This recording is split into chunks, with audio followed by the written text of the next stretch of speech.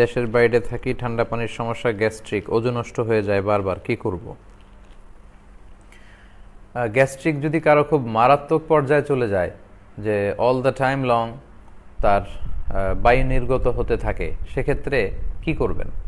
এই প্রশ্নটা অনেকে করে, কারণ আমরা যে পরিমাণে খাদ্যে ভেজাল এবং তৈলাক্ত ভাজা পোড়া আমরা খাই, এবং যে ফাস্ট ফুড সংস্কৃতিতে আমরা অভ্যস্ত হয়ে পড়ছি, আমাদের অনেকেরই গ্যাস্ট্রিকের সমস্যা, এবং কারো কারো এতটা ভয়াবহ সমস্যা যে অলওয়েজ তার বায়ু নির্গত হতেই থাকে। অনেকে বলে যে হুজুর অজু রাখতে পারি না, আমি কি করব? এই ভাইয়েরও বোধহয় এই ধরনের সমস্যা।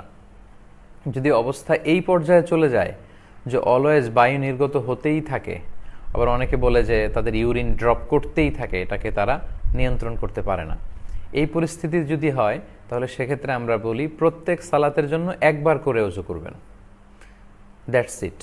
যেমন জোহরের সালাতের জন্য আপনি